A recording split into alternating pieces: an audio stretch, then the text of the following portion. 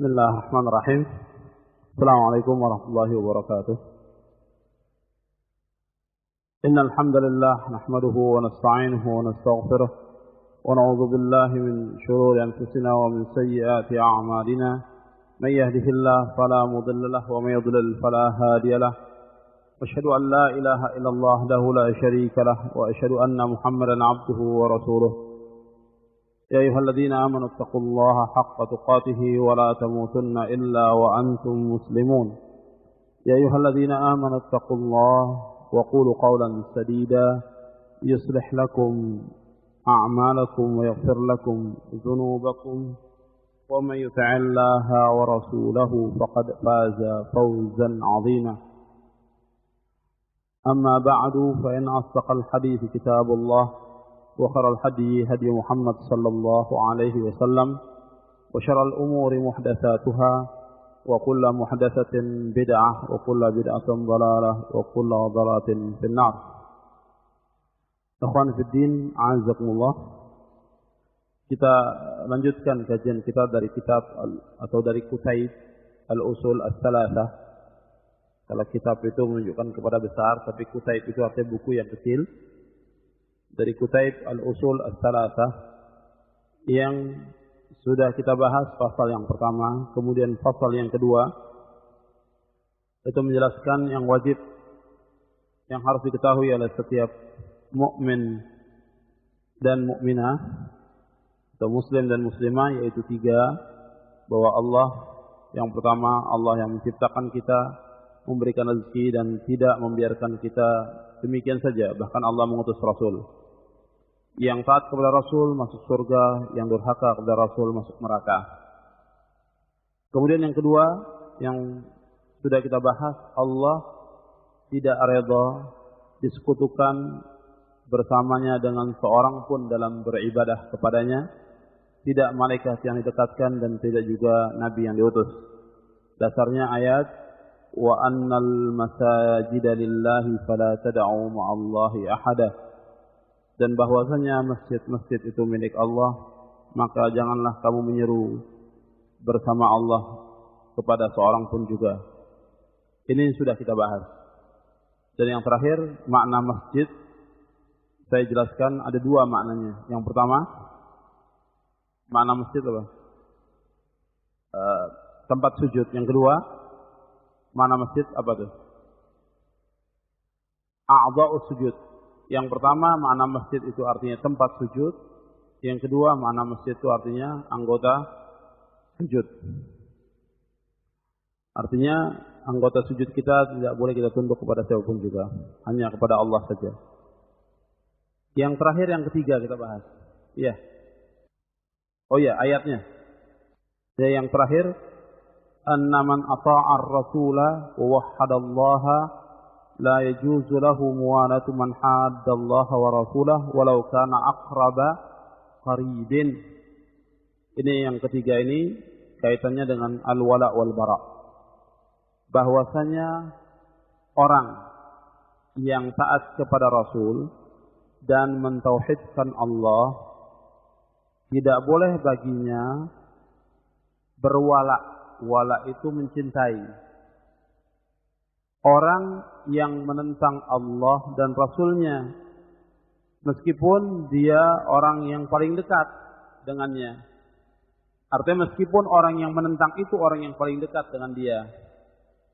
Jadi meskipun orang yang menentang itu orang yang terdekat, apakah itu bapaknya, anaknya, saudaranya, maka tidak boleh bagi kita cinta kepada orang-orang yang menentang Allah dan Rasulnya. Dalilnya, dalil yang menunjukkan bahwa kalau kita sudah bertauhid kepada Allah dan taat kepada Rasul, tidak boleh kita mencintai orang-orang yang menentang Allah dan Rasulnya. Dalilnya qauluhu ta'ala dalam surah Al-Mujadalah, surah 58 ayat 22. La tajidu qauman yu'minuna billahi wal yawmil akhir yuwadduna man haddallaha wa rasulahu walau kanu aba'ahum aw abna'ahum aw ikhwanahum aw ashiratahum ulaika kataba fi qulubihimul iman Di situ qulubikum itu keliru. Diganti dengan hak kafnya, diganti dengan hak besar. Fi qulubihimul iman. Naam. Nanti bisa dicocokkan di ayatnya di mushaf Al-Qur'an, yang bawa mushaf Al-Qur'an dibuka. Naam. Fi qulubihimul imana. Yang ada mushaf Al-Qur'an diambil, dilihat di mushaf Al-Qur'an. Fi qulubihimul imana wa ayyadahum bi ruhin min qulubihim. Ayat 22. La tajidu qauman yu'minuna billahi wal yawmil akhir yuwadduna man haddallaha wa rasulahu walau kanu aba'ahum aw abna'ahum aw 'ashiratahum aw ikhwanahum aw 'ashiratahum ulaika kataba fi qulubihimul imana wa ayyadahum bi ruhin min wa yudkhiluhum jannatin tajri min tahtiha al-anhar khalidina fiha radiyallahu anhum wa radu an ulaika hizbullah ala inna hizballahi humul muflihun. Artinya, tidak engkau dapati, la tajidu, tidak engkau dapati qauman, satu kaum, yu'minuna billahi wal yawmil akhir, yang beriman kepada Allah dan kepada hari akhir, yuwaduna, saling mencintai, yuwaduna, saling mencintai, man haddallaha wa rasulah, kepada orang yang menentang Allah dan Rasulnya, kepada orang yang menentang Allah dan Rasulnya. Walau kanu aba'ahum, walaupun mereka itu adalah bapak-bapak mereka, walaupun mereka itu adalah bapak-bapak mereka, au abna'ahum, atau anak-anak mereka,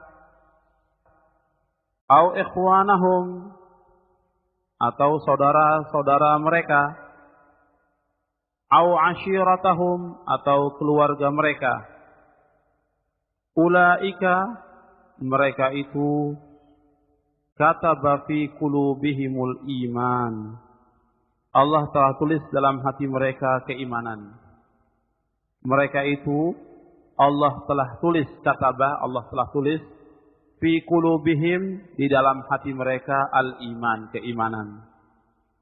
Wa ayyadahum bi ruhim min, dan Allah kuatkan, ay ayyadahum ay qawwahum, Allah kuatkan mereka bi ruhim minhu, dengan pertolongan, dengan ruh darinya, artinya dengan pertolongan darinya. Ruh di sini artinya pertolongan, nasr di sini.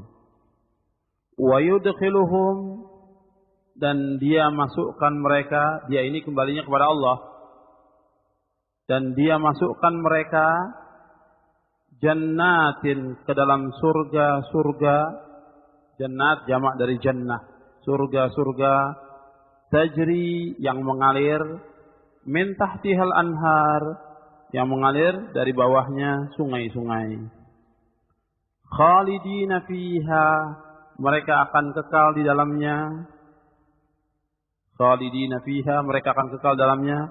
Radiyallahu anhum wa radu an, Allah redha kepada mereka, Allah redha kepada mereka, wa radu an, dan mereka pun redha kepadanya. Ulaika hizbullah, mereka itu adalah partai Allah. Hizbullah, mereka itu adalah partai Allah atau tentara Allah. Ala ketahuilah, inna hizballahi humul muflihun, sesungguhnya partai Allah atau tentara Allah, merekalah yang akan menang, merekalah yang akan bahagia, merekalah yang akan beruntung. Antum perhatikan dalam ayat ini, Allah mengatakan tidak engkau dapati satu kaum yang beriman kepada Allah dan hari kemudian saling mencintai kepada orang yang menentang Allah dan Rasulnya. Meskipun yang menentang itu bapak mereka, atau anak-anak mereka, atau saudara mereka, atau keluarga mereka. Mereka itu, ulaik itu kembali kepada orang-orang yang beriman kepada Allah dan hari kemudian. Orang yang beriman kepada Allah dan hari kemudian itu, mereka itu Allah telah tuliskan dalam hati mereka keimanan. Allah kuatkan mereka dengan pertolongan darinya. Dan Allah masukkan mereka ke dalam surga-surga yang mengalir di bawahnya, sungai-sungai yang mereka akan kekal dalamnya. Allah redha kepada mereka, mereka pun redha kepada Allah. Mereka itulah partai Allah, tentara Allah, dan sungguh antara Allah, mereka lah orang-orang yang menang.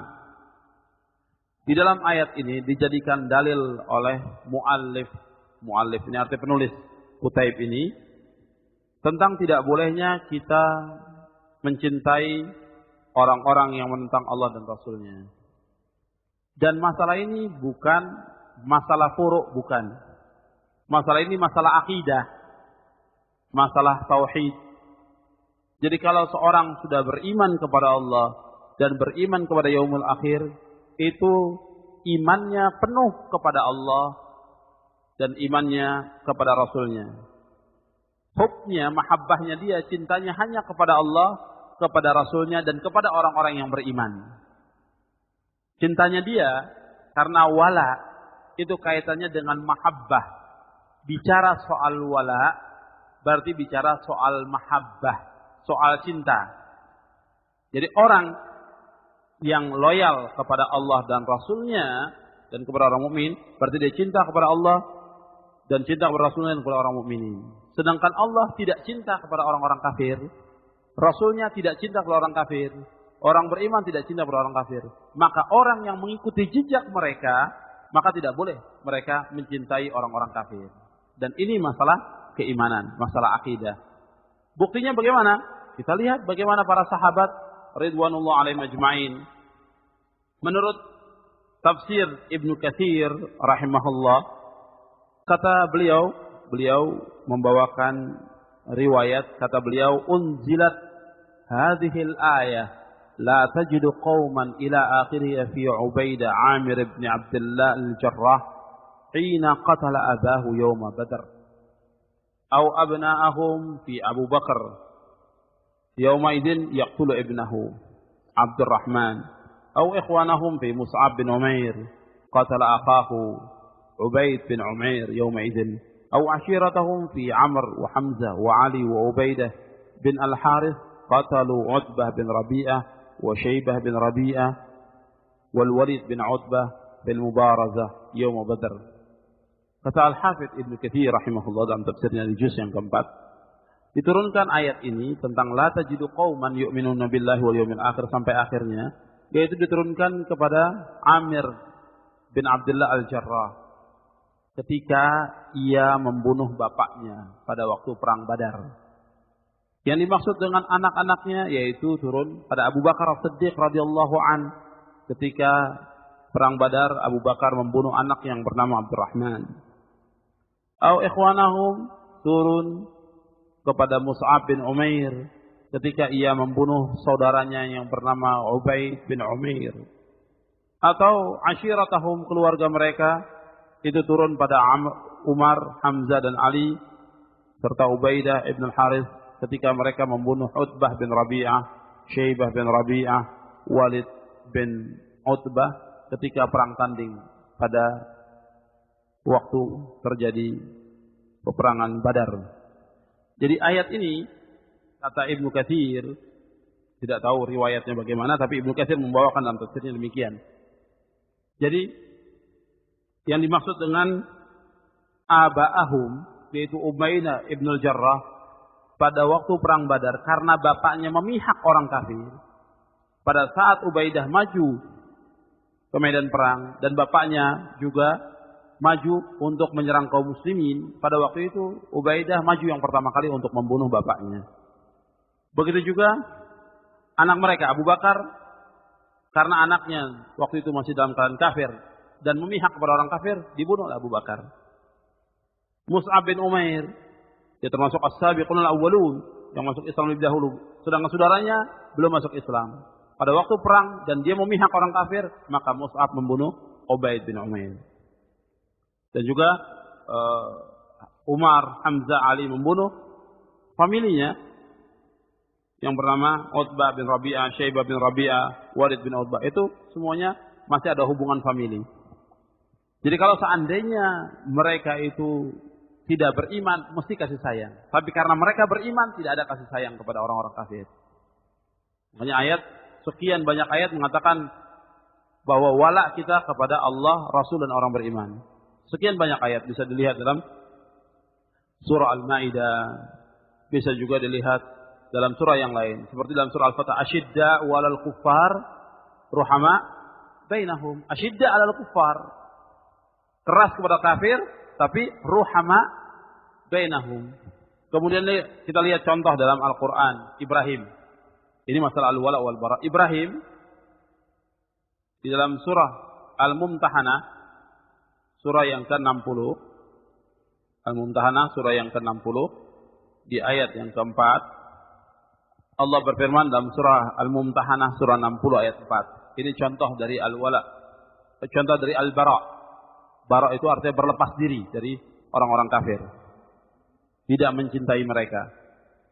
Qad kanat lakum uswatun hasanatun fi Ibrahim walladzina ma'ah idh qalu liqaumihim inna bura'a'u minkum wa mimma ta'buduna min dunillah kafarna bikum wa bada bainana wa bainakumul adawatu wal baghdha'u abadan hatta tu'minu billahi wahdah illa qawla Ibrahim li abihi la astaghfiranna laka wa ma amliku laka minallahi min syai' Rabbana 'alaika tawakkalna wa ilaika anabna wa ilaikal masir. Sesungguhnya telah ada contoh teladan yang baik bagimu pada Ibrahim dan orang-orang yang bersama dengan dia ketika mereka berkata kepada kaum mereka, sesungguhnya kami berlepas diri dari kamu dan dari apa yang kamu sembah selain Allah.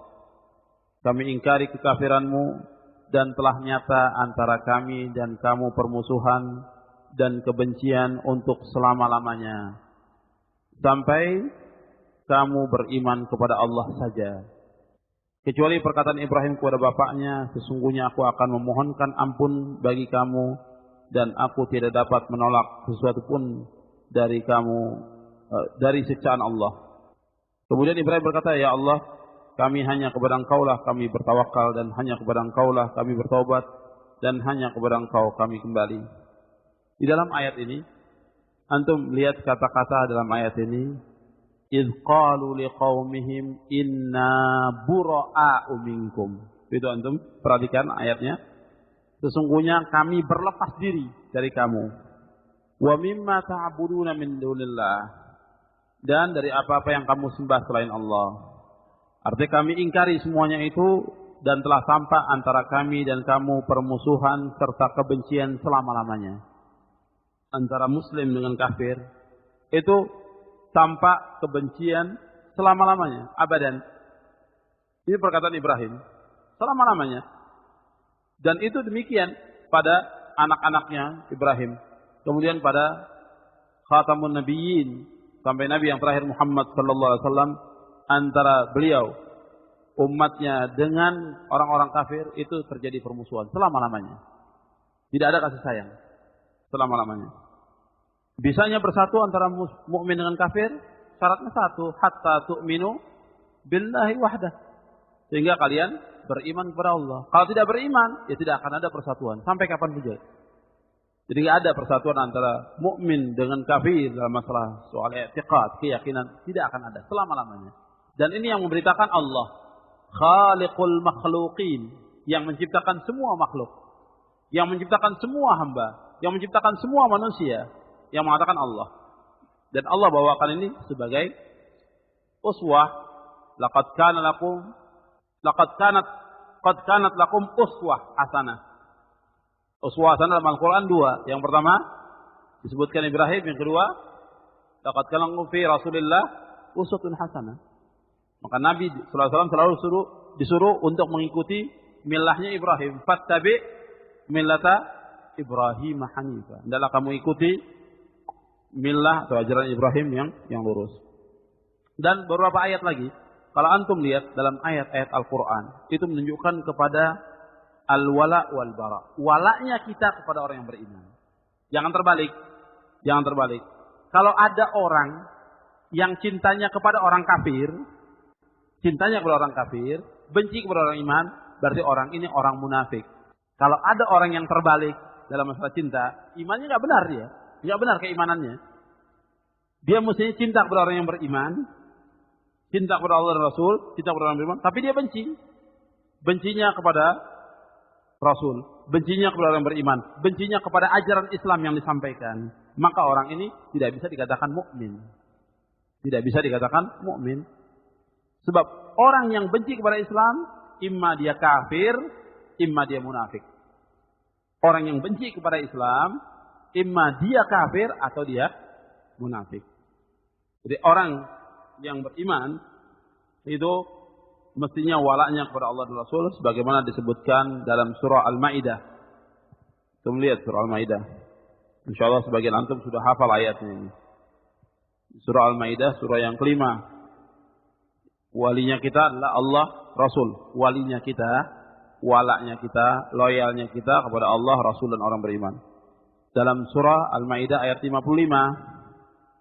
Yang di ayat 54-nya ada kaitannya. 54-nya, ya ayyuhalladzina amanu may yartadda minkum an dinihi fasawfa ya'tillahu biqaumin yuhibbuhum wa yuhibbunah azillatin 'alal mu'minin 'izzatin 'alal kafirin yujahiduna fi sabilillahi wa la yakhafuna lawmata la'im.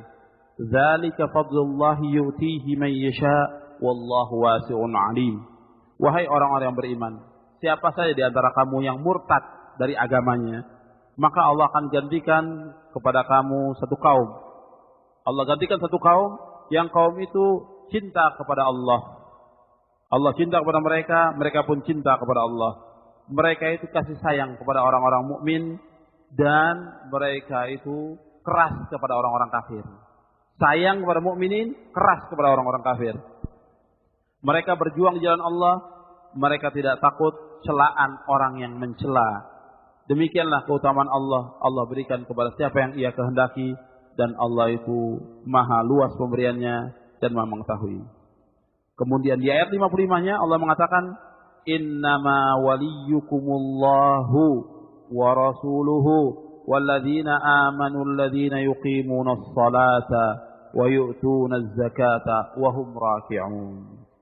Sesungguhnya wali kamu, penolong kamu hanyalah Allah dan Rasulnya dan orang-orang yang beriman yang mendirikan salat dan menunaikan zakat dan mereka tunduk kepada Allah. Ini ciri atau wala kepada Allah, Rasul dan orang-orang yang beriman. Artinya sekian banyak ayat, sekian banyak hadis dan juga contoh dari para salafus saleh, dari para sahabat. Tidak ada yang namanya para sahabat itu wala kepada orang kafir, tidak ada. Mereka kepada orang kafir berlepas diri. Jadi walaknya kepada orang-orang yang beriman. Tidak seperti yang kita lihat keadaan umat Islam sekarang ini. Kepada musuh-musuh Islam itu mereka cinta, kepada sama orang Islam bencinya luar biasa. Nah, ini terbalik. Dan ini berbahaya dalam masalah keimanan mereka. Kalau karena kejahilan mungkin masih bisa dimaafkan dan harus dikasih tahu. Tapi kalau karena dia tahu Islam itu benar kemudian dia benci, maka tadi seperti yang saya katakan, dia munafik. Kalau orang munafik itu benci kepada Islam dan kepada orang-orang yang beriman dan benci juga kepada ajaran Islam dan kepada apa-apa yang dilaksanakan dalam ajaran Islam ini. Jadi ayatnya ini dan masih banyak lagi ayat-ayat yang lain yang menunjukkan tentang adanya wala wal bara kalau kita termasuk orang yang beriman. Ya, sudah masuk waktu maghrib, nanti setelah sholat maghrib kita lanjutkan. Jadi, sampai yang terakhir, sampai ayat ini, insyaAllah nanti kita lanjutkan tentang pasal yang ketiga yang terakhir. Wallahu a'lam bishawab. Subhanakallahumma wa bihamdika asyhadu an la ilaha illa anta astaghfiruka wa atubu ilaik. Bismillahirrahmanirrahim. Alhamdulillah wassalatu wassalamu ala Rasulillah. Kita lanjutkan tentang pembahasan yang tadi al-wala wal bara itu sudah dibahas oleh para ulama dalam kitab-kitab, bahkan ada satu kitab khusus yang membahas yang judulnya Al-Wala wal Bara fil Islam. Itu jilid tebal berbahasa Arab, judulnya Al-Wala wal Bara fil Islam. Ada lagi ditulis oleh ulama 2 jilid tentang Al-Muwalah fillah wal Mu'adah fillah. Artinya mencintai karena Allah dan membenci pun karena Allah. Itu pun 2 jilid tebal yang dibahas oleh para ulama. Jadi pembahasan tentang Al-Wala wal Bara itu panjang. Ada ringkasannya sudah diterjemahkan kecil. Artinya ringkasan dari beberapa fenomena dari Al-Wala wal Bara itu sudah diterjemahkan. Yang judulnya seperti itu kalau tidak salah. Itu fenomena Al-Wala wal Bara. Itu bisa kita melihat bagaimana yang dikatakan Al-Wala, pengertian Al-Wala itu bagaimana, Al-Bara bagaimana fenomenanya dalam kehidupan. Bahwa kalau kita tidak tahu, maka kita pun akan termasuk. Waliyadzubillah. Kita lanjutkan sekarang ini. Di dalam ayat ini, bahwa orang-orang yang beriman kepada Allah dan kepada yaumul akhir, yang tidak mencintai atau yang tidak kasih sayang kepada orang-orang yang menentang Allah dan Rasulnya, itu Allah memberikan fadilah, bahkan fadail, keutamaan. Allah tuliskan, Allah tetapkan iman dalam hati mereka. Allah akan tolong mereka. Yang kedua, yang ketiga, Allah masukkan mereka ke dalam surga. Yang keempat, mereka kekal di dalam surga. Yang kelima, mereka itu diridhai oleh Allah. Dan yang keenam, mereka itu termasuk partai Allah. Itu fadilah. Bisa lihat sendiri dalam ayat itu. Artinya fadail, keutamaan bagi orang-orang yang beriman kepada Allah dan kepada yaumul akhir, dan mereka tidak mencintai orang-orang yang menentang Allah dan Rasulnya. Allah berikan keutamaan, ketetapan iman. Dan ini termasuk yang mahal diantaranya, ketetapan iman. Karena banyak orang yang beriman, kemudian imannya itu ada unsur irtidad, ada unsur kemurtadan atau berkurang keimanannya dengan sebab dia mencintai orang-orang yang menentang Allah dan Rasulnya. Makanya Allah tetapkan orang-orang yang beriman kepada Allah dan yang akhir ini dengan tetapkan iman, kemudian ditolong oleh Allah, dimasukkan ke surga, mereka kekal dalam surga, Allah redha kepada mereka, dan mereka termasuk partai Allah. Kemudian kita lanjutkan pasal yang ketiga dari muqaddimah ini. I'lam arsyadakallahu li ta'atihi. I'lam arsyadakallahu li ta'atihi. Annal hanifiyata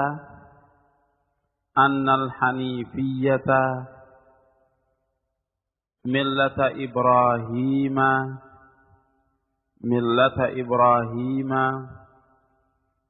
an ta'budallaha wahdahu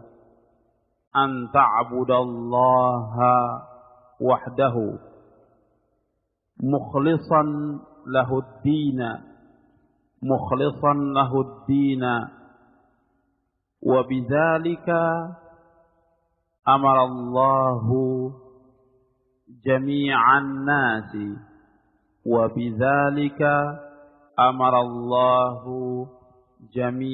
nasi wa khalaqahum laha. I'lam, ketahuilah, arsyadakallahu li ta'atihi, mudah-mudahan Allah membimbing kamu untuk taat kepadanya. Ketahuilah, mudah-mudahan Allah membimbing kamu untuk taat kepadanya. Kepada Allah.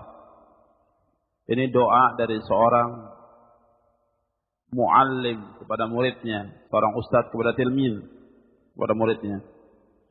I'lam arsyadakallahu li ta'atih, mudah-mudahan Allah membimbing kamu untuk taat kepadanya, kepada Allah. Annal hanifiyah, bahwasanya hanifiyah millahnya Ibrahim. Hanifiyah itu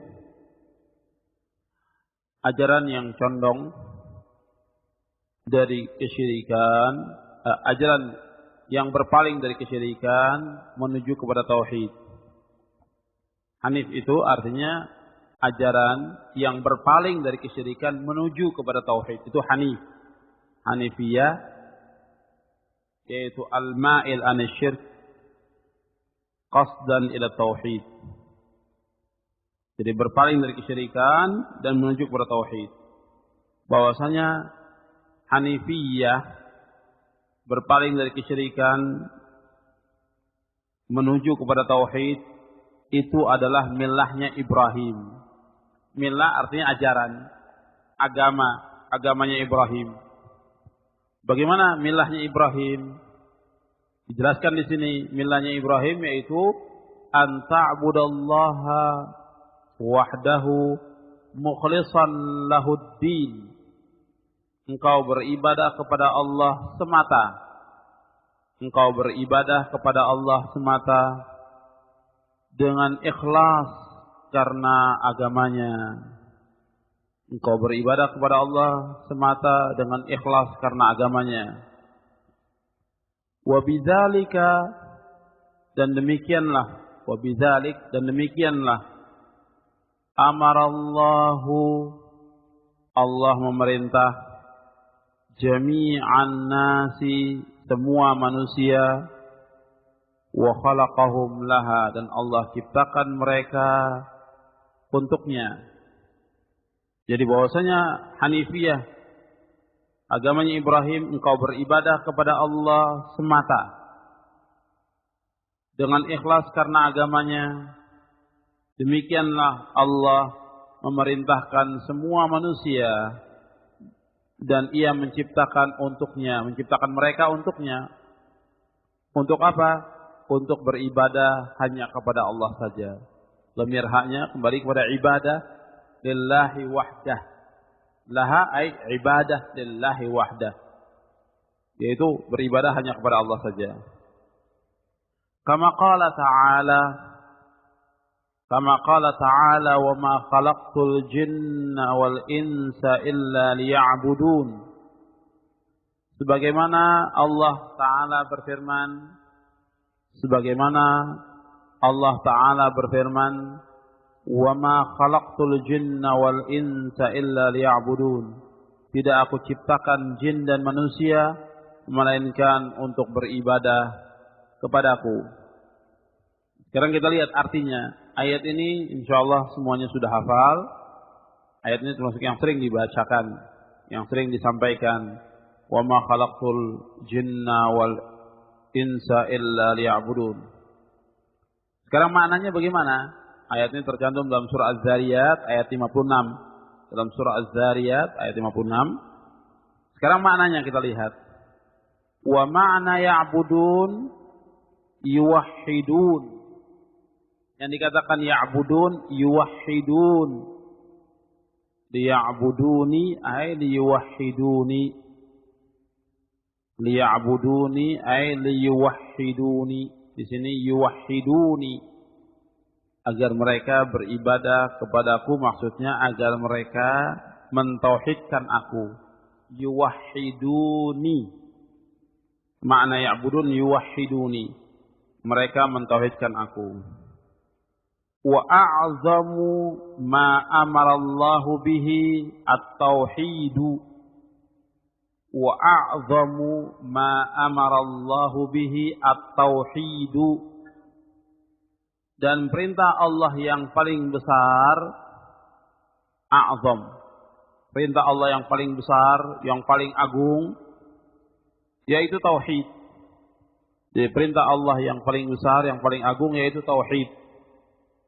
Apa yang dimaksud dengan tauhid? Wa huwa ifradullahi bil ibadah. Yaitu tauhid itu beribadah hanya kepada Allah. Ifrad itu artinya menunggalkan Allah. Allah itu satu. Dalam ibadah hanya Allah saja. Jadi maksudnya wa huwa ifradullah bil ibadah artinya beribadah hanya kepada Allah. Jadi kita artikan ifradullah bil ibadah, beribadah hanya kepada Allah. Yang dikatakan tauhid itu ialah beribadah hanya kepada Allah. Wa a'zamu ma naha anhu, wa a'zamu ma naha anhu, larangan yang paling besar. Larangan yang paling besar yang Allah larang kepada hambanya, yang paling besar.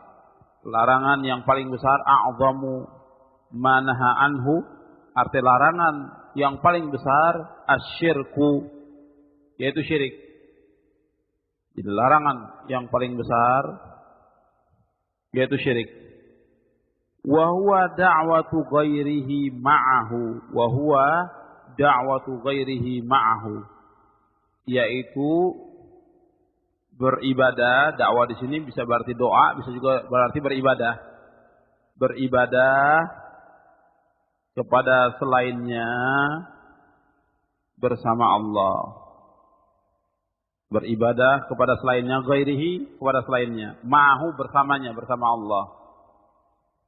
Wa dalilu qauluhu ta'ala, dan dalilnya firman Allah Ta'ala, wa'budullaha wa la tusyriku bihi syai'a. Dalilnya firman Allah Ta'ala, hendaklah kamu beribadah hanya kepada Allah dan tidak boleh kamu berbuat syirik dengan sesuatu apapun juga. Tidak boleh kamu menyentuhkan Allah dengan sesuatu apapun juga. Ayat ini dalam surah An-Nisa ayat 36. Jadi begini maknanya. Jadi yang terakhir ini, yang terakhir dari fasal yang terakhir dari muqaddimah usul salasa, dijelaskan oleh muallif bahwa Hanifiyah millahnya Ibrahim, yang Nabi sallallahu alaihi wasallam selalu dalam Al-Qur'an diperintahkan oleh Allah, fattabi' millata Ibrahim hanifa. Qul sadaqallah fattabi'u millata Ibrahim hanifa wa ma kana minal musyrikin, atau sekian banyak ayat yang menyuruh Nabi Muhammad sallallahu alaihi wasallam untuk mengikuti millahnya Ibrahim. Dijelaskan millahnya Ibrahim, inti dari millahnya Ibrahim itu ialah an ta'budallahu wahdahu mukhlishan lahuddin. Engkau beribadah hanya kepada Allah semata dan dengan ikhlas karena agamanya. Disebutkan di sini millah Ibrahim oleh muallif untuk mengingatkan juga kepada orang-orang kafir pada zaman Nabi Muhammad sallallahu alaihi wasallam. Orang kafir pada zaman Nabi Muhammad itu sudah kenal yang namanya millah Ibrahim, sudah kenal. Sudah kenal agamanya Ibrahim. Makanya orang-orang musyrik Makkah itu mereka melakukan haji. Ya, orang Islam yang belum haji itu kalah dengan orang-orang musyrik. Orang musyrik haji. Mereka tiap tahun mereka haji. Mereka tiap tahun haji. Orang-orang musyrikin dia tawaf di Ka'bah. Mereka juga wukuf. Mereka melakukan ibadah seperti haji karena mengikuti millah Ibrahim. Cuma beda. Dalam beberapa hal beda. Seperti tawafnya mereka telanjang. Yang laki dan perempuan telanjang. Kemudian mereka tawafnya beribadah atau menyembah patung. Maka Nabi selalu diingatkan oleh Allah untuk mengikuti millah Ibrahim. Apa yang mereka lakukan itu salah. Kalau mereka katakan bahwa mereka mengikuti millah Ibrahim, mestinya mereka mentauhidkan Allah. Maka diingatkan di sini yang dimaksud dengan millah Ibrahim, engkau beribadah hanya kepada Allah dengan ikhlas. Tidak berbuat syirik. Ibrahim tidak menyembah patung. Sedangkan orang-orang kafir itu menyembah patung. Musyrikin menyembah patung. Kalau ditanya kenapa kamu sembah mereka? Jawabannya seperti disebutkan dalam surah Az-Zumar ayat 3. Ma na'buduhum illa liyuqarribuna ilallahi zulfa. Kami tidak menyembah mereka melainkan untuk mendekatkan diri kami kepada Allah. Jadi mereka anggap sebagai wasilah. Nah, kejadian kaum musyrikin diingatkan lagi oleh muallif pada masanya. Pada masa muallif yang menulis kitab ini, tahun 12 Hijriah, pada abad ke-12 Hijriah, tahun 1200 Hijriah, itu di daerah Hijaz, sekitar Mekah itu banyak orang-orang yang beribadah kepada selain Allah. Seperti yang kita lihat sekarang di dunia Islam, kecuali di Hijaz, artinya di Makkah, Madinah, itu bersih sudah. Jadi pada waktu itu, pada mu'alif menulis kitab ini, itu kubur disembah, kubur dibangun, dipasang kelambu, dipasang segala macam. Kemudian pohon disembah, batu-batu disembah. Nah, diingatkan lagi kepada mereka, bukan demikian beribadah kepada Allah. Beribadah kepada Allah itu yaitu hanya kepada Allah saja dan tidak boleh menyembah kepada yang lainnya. Meskipun mereka jadikan sebagai wasilah yang sampai hari ini masih ada, tapi tidak di negeri tauhid. Kita lihat mereka menjadikan kiai atau wali atau habib atau orang yang dikubur itu sebagai wasilah kepada Allah. Pada hakikatnya mereka beribadah, menyembah kepada kubur-kubur itu. Ini yang demikian ini syirik.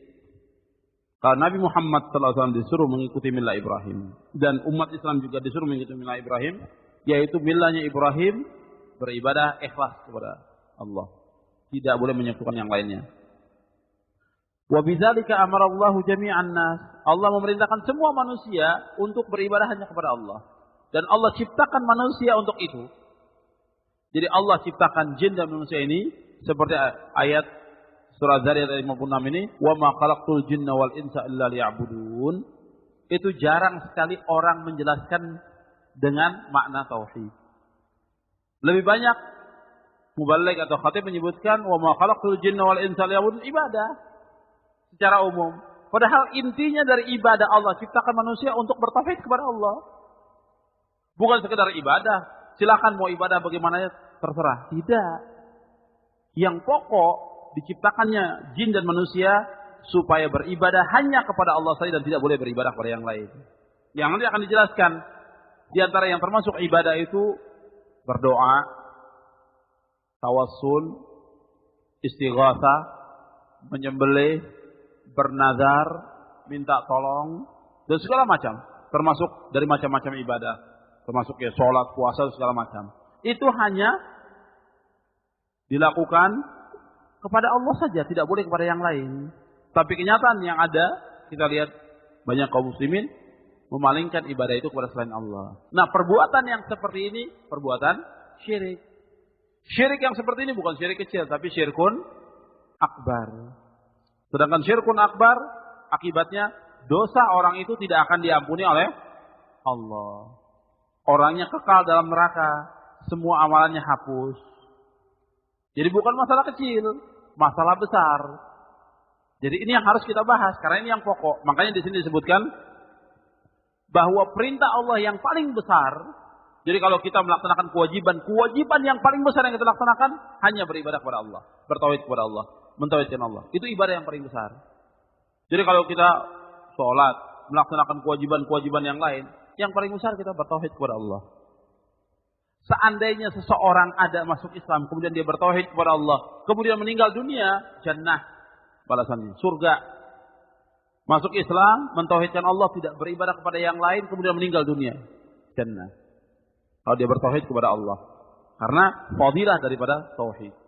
Seperti disebutkan dalam hadis yang diistilahkan dengan hadis qudsi yang diriwayatkan oleh Imam Tirmidzi. Kalau seandainya hambaku membawa dosa sepenuh bumi, kata Allah, kemudian mereka tidak menyekutukan aku dengan sesuatu apapun juga, artinya dia tidak memalingkan ibadah kepada selain Allah, maka aku akan mengampunkan dosa mereka. Itu fadilah daripada tauhid. Kalau dia bertauhid kepada Allah, meskipun dia berbuat dosa-dosa besar, itu masih mungkin untuk diampunkan dosanya. Tapi dosa selain syirik tidak akan diampunkan oleh Allah. Dosa syirik tidak akan diampunkan oleh Allah. Jadi selain daripada syirik diampunkan, tapi kalau syirik itu sendiri tidak akan diampunkan oleh Allah.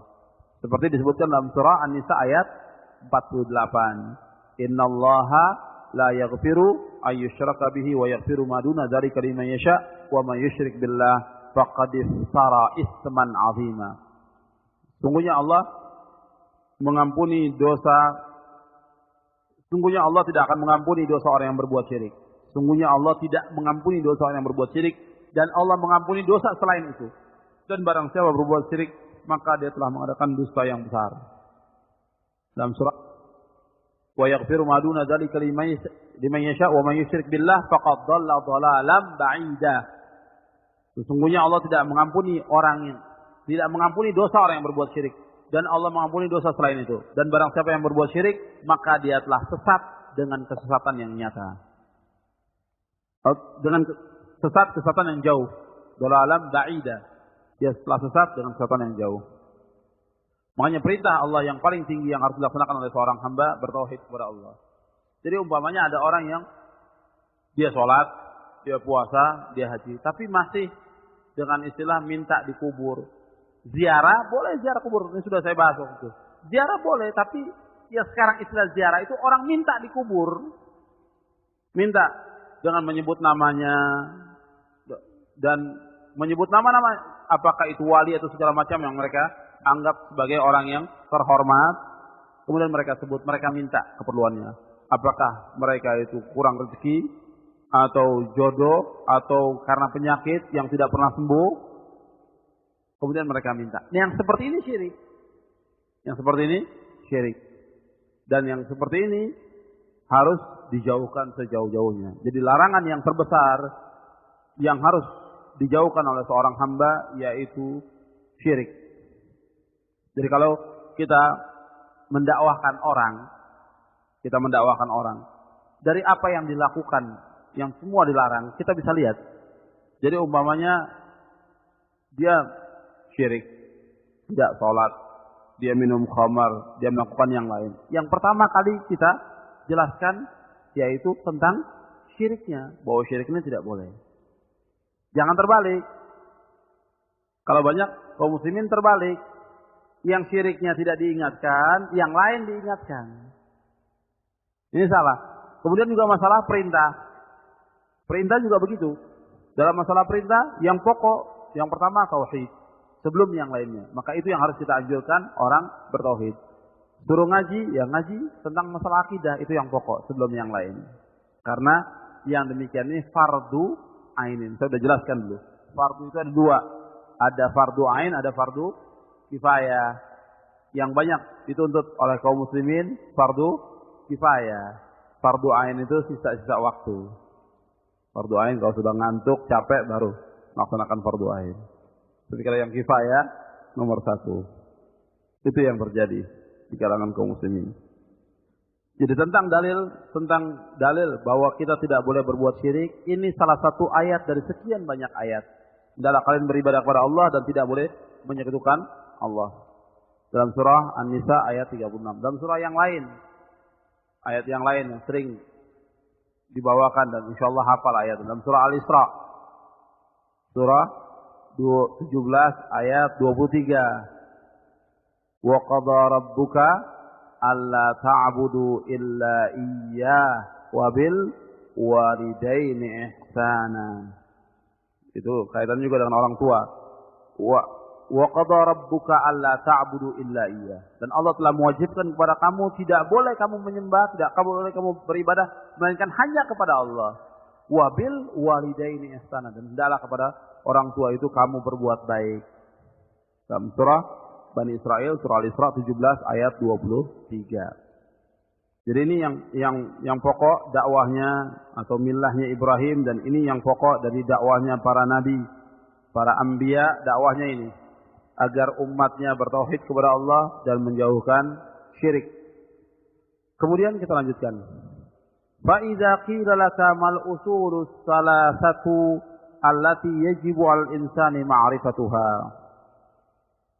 Fa idza qila lak, apabila dikatakan kepadamu mal usulus salasah, apa yang dimaksud dengan usul as-salasah? Jadi tiga pokok yang utama. Al-usul as-salasah, tiga pokok yang utama. Allati yang yajibu 'alal insani ma'rifatuha, yang wajib atas manusia mengetahuinya. Jadi yang wajib atas manusia ini mengetahuinya apa saja. Kalau ada yang bertanya kepada kamu, apa tiga pokok yang utama yang wajib atas manusia mengetahuinya? Faqul, maka katakanlah ma'rifatul abdi rabbahu wa dinahu wa nabiyyahu Muhammadan sallallahu alaihi wasallam. Maka katakanlah ma'rifatul abdi rabbahu, mengenal seorang hamba, mengenal Rabbnya, mengenal agamanya, dan mengenal nabinya Muhammad sallallahu alaihi wasallam. Sepertinya kayak pelajaran anak kecil, ditanya dan dijawab. Tapi justru ini pokok, bahkan cocok untuk semua. Artinya baik untuk orang muda, anak kecil, orang tua, ini cocok. Laki perempuan cocok. Pembahasan tentang masalah tauhid. Al-aslul awal, ma'rifatul rabbi. Pokok yang pertama yaitu mengenal Rabb, mengenal Allah. Fa idza qila lak man rabbuka? Fa idza qila lak, apabila dikatakan kepadamu man rabbuka, siapa Rabb kamu? Faqul rabbiyallahu alladhi rabbani. Faqul rabbiyallahu alladhi rabbani wa rabba jami'al alamina bini'amihi wa rabba jami'al alamina bini'amihi wa huwa ma'budi laysa li ma'budun siwa ay siwahu. Apabila ada yang bertanya kepadamu, siapa Rabb kamu? Katakan, Rabbku adalah Allah yang telah memelihara aku. Rabbani artinya yang telah memelihara aku. Wa rabba jami'al alamin, dan telah memelihara semua alam dengan nikmatnya. Rabba yurabbi itu bermakna memelihara, mendidik. Itu rabba yurabbi, yang masdarnya tarbiyah. Jadi Allah, Rabbku yang telah memelihara aku dan memelihara sekalian alam bini'amihi, dengan nikmat-nikmatnya. Wa huwa ma'budi, dan dia adalah sesembahanku. Artinya kalau kita artikan dengan enak, wa huwa ma'budi artinya dialah yang aku sembah, begitu. Wa huwa ma'budi, dialah yang aku sembah. Dialah yang aku ibadahi. Laisa li ma'budun siwa. Laisa tidak. Li bagiku. Artinya tidak ada bagiku ma'budun sesembahan siwahu selainnya. Laisa li tidak ada li bagiku ma'budun sesembahan siwahu selainnya. Artinya tidak ada sesembahan bagiku selain Allah. Jadi hanya Allah saja yang aku sembah, yang lain tidak. Waddalilu qauluhu ta'ala, dan dalilnya firman Allah Ta'ala, alhamdulillahi rabbil alamin. Dalilnya yaitu firman Allah Ta'ala, segala puji bagi Allah Rabbul alamin, Rabb yang mempunyai sekalian alam. Wa kullu man siwallahi alamun, wa kullu man siwallahi alamun wa ana wahidun min zalikal alam. Wa kullu, dan tiap-tiap man, siapa saja, siwallah selain Allah, alam, artinya termasuk alam, dan aku salah seorang dari alam itu. Ringan, seperti pelajaran anak-anak. Maksudnya begini, ucapan yang sering diucapkan oleh kaum muslimin dan yang sering diucapkan alhamdulillahirabbil alamin. Ucapan ini segala puji bagi Allah. Apa yang dimaksud dengan pujian di dalam ayat itu? Allah Rabbul alamin. Allah sebagai Rabb, artinya itu pencipta, Razik, Malik, Mudabbir. Itu makna daripada Rabb. Rabb itu artinya pencipta, pemberi rezeki, pemilik yang mengatur alam semesta. Itu makna Rabb.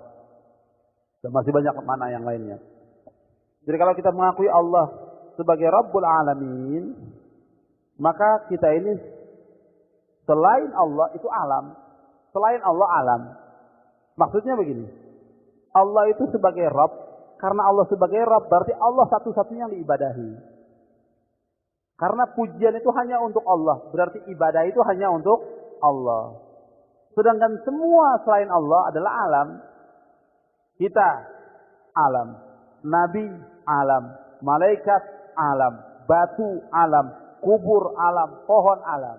Itu maksudnya begitu. Karena semua alam, maka tidak ada satupun yang berhak untuk disembah. Jadi diajarkan untuk berpikir, kalau Allah Rabbul Alamin, Allah Rabbul Alamin, Allah Rabb sekalian alam. Yang maksud alam itu, ya langit, bumi, antara keduanya dan semua isinya, semuanya alam. Jadi kenapa manusia itu masih menyembah atau menyanjung alam?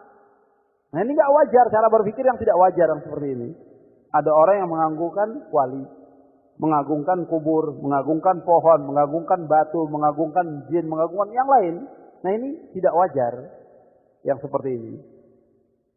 Maka disebutkan saya termasuk dari alam itu. Kalau kita termasuk alam, yang lain juga termasuk alam. Termasuk al-anbiya war rusul termasuk alam. Al-malaikah termasuk alam. Rabbul alamin, sekalian alam. Karena itu mereka tidak pantas dan tidak boleh untuk diibadahi. Hanya Allah saja yang diibadahi. Itu makna daripada wa kullu man siwallahi alamun wa ana wahidun min dzarikal alam. Jadi kalimatnya tiap hari diucapkan ringan, tapi banyak orang yang tidak paham maknanya. Fa idza qila bima arafta rabbak, apabila dikatakan kepadamu dengan apa engkau mengetahui Rabb kamu? Dengan apa?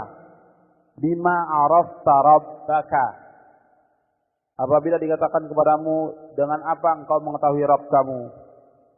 Faqul bi ayatihi wa makhluqatihi. Maka katakanlah dengan ayat-ayatnya dan makhluknya. Makhluk-makhluknya, makhluqat jamak dari makhluk. Dengan ayatnya, dengan tanda-tandanya dan makhluknya. Dengan ciptaannya. Wa min ayatihi al-lailu wan-nahar wasyamsu wal-qamar. Dan di antara tanda-tanda kekuasaan Allah adanya malam, al-lail malam, an-nahar siang. Ini kalimat yang seperti ini jangan sampai kita tidak tahu, sering diucapkan.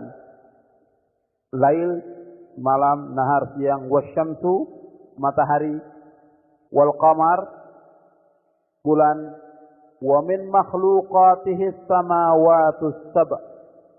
Wa min makhluqatihi, dan di antara makhluk-makhluknya yaitu as-samawat, langit yang 7, wal arduna sab', dan bumi yang 7. Wa man fihinna wa ma bainahuma, dan apa-apa yang ada di dalamnya dan ada di antara keduanya. Apa-apa yang ada di dalamnya dan apa-apa yang ada di antara keduanya.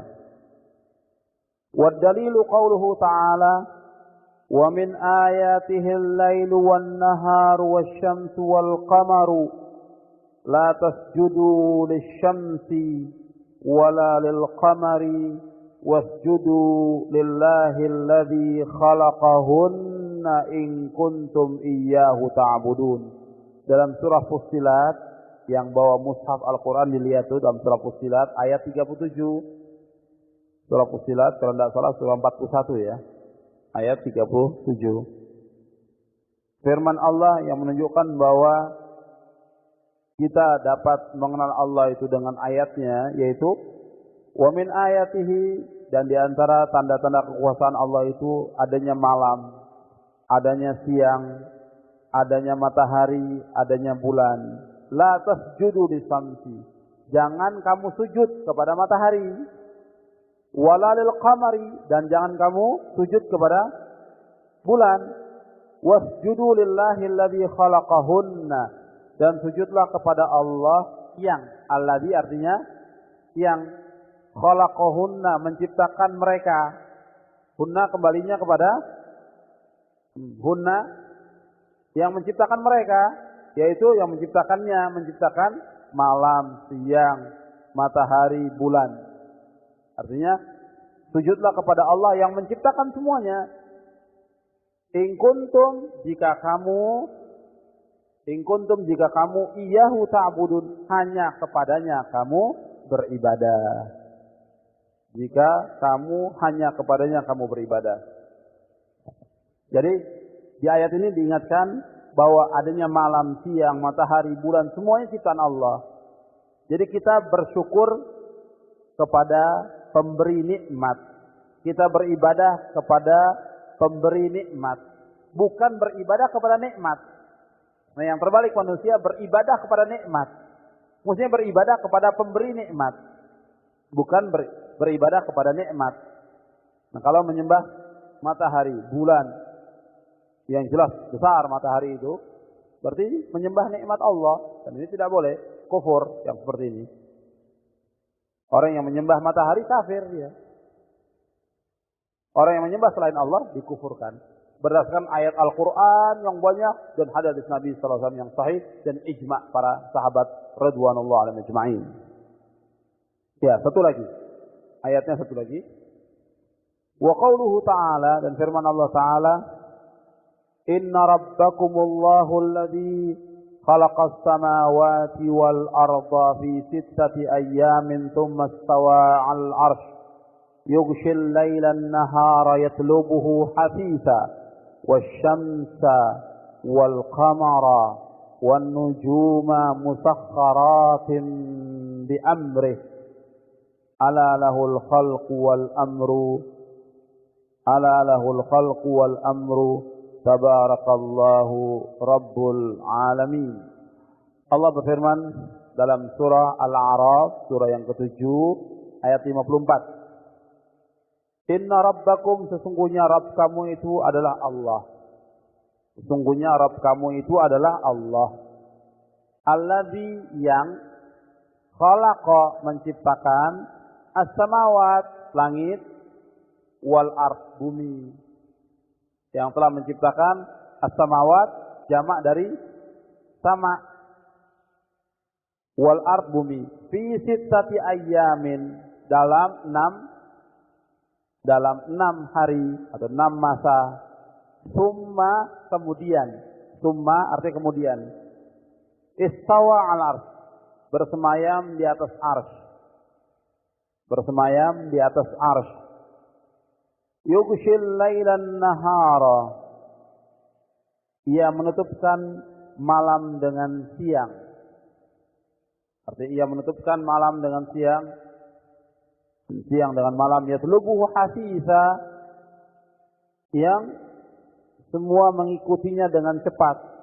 Yatlubuhu hasisa, mengikutinya dengan cepat.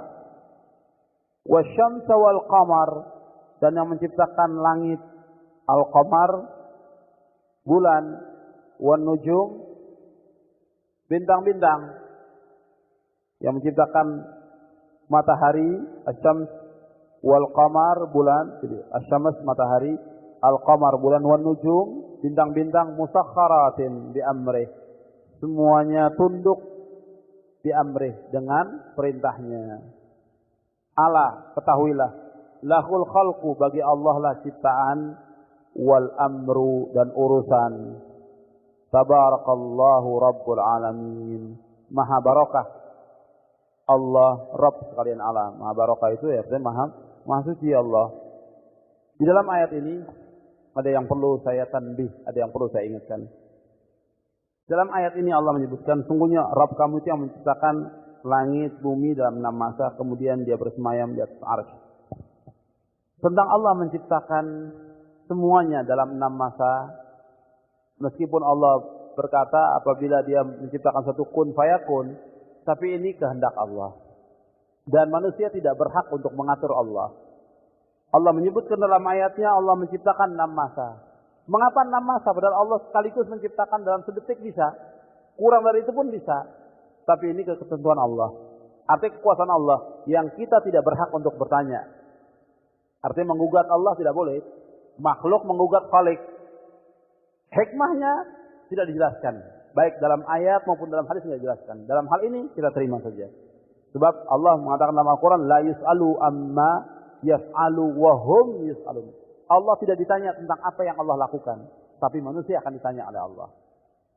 Kemudian yang kedua dalam ayat ini, Summa stawa ala arsy. Perhatikan. Di sini, ini juga termasuk banyak sekali kaum muslimin yang sesat dengan apa? Dengan kata-kata ini yang mereka mentakwilkan, yang diistilahkan dengan ahlu ta'wil. Ini juga masalah akidah yang banyak orang salah paham. Istawa ala arsh. Allah bersemayam di atas arsh. Jadi makhluk yang pertama kali Allah ciptakan, ada ikhtilaf di kalangan ulama. Yang pertama, ada yang mengatakan yang pertama kali makhluk diciptakan adalah qalam. Pendapat kedua mengatakan bahwa yang pertama kali Allah ciptakan arsh. Yang disilakan dengan singgasananya Allah, arsh itu. Arsh itu di atas langit, di atasnya lagi arsh. Dan Allah tempatnya di arsh. Karena Allah tempatnya di arsh, maka kita tidak boleh mentakwilkan kata-kata istawa. Bersemayam tetap bersemayam. Tidak boleh kita katakan bahwa Allah maksudnya bersemayam itu berkuasa. Istaula, tidak boleh. Ini dalam penafsiran ayat ini. Yang kedua, dalam penafsiran ayat ini, bahwa kata-kata Allah di atas arsh menunjukkan bahwa Allah itu fis sama. Allah itu di langit. Bukan di mana-mana.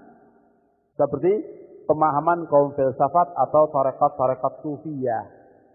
Pemahaman ini salah. Pemahaman ahlu sunnah wal jamaah dan i'tiqad para sahabat ridwanullah alaihim ajma'in itu Allah fis sama. Allah itu di langit. Dengan sekian banyak dasar ayat Al-Quran maupun hadis-hadis Nabi SAW yang sahih dan ijma' para sahabat bahwa Allah itu fis sama. Dan ini i'tiqad para mukmin. Makanya dalam kitab Al-Ulu yang ditulis oleh Imam Az-Zahabi yang ditahqiq oleh Syekh Muhammad Nasiruddin Al-Albani, kata beliau disunnahkan kita bertanya kepada orang aina Allah, di mana Allah itu. Sebagaimana Nabi pernah bertanya kepada seorang hamba perempuan ketika hamba perempuan ini akan dimerdekakan oleh seorang tuannya yang bernama Muawiyah. Kemudian kata Rasulullah kepada Muawiyah, tanyakan kepada si perempuan itu, aina Allah, di mana Allah itu? Dijawab oleh si perempuan, Allah fis sama. Allah itu di langit. Wa man ana, siapa aku?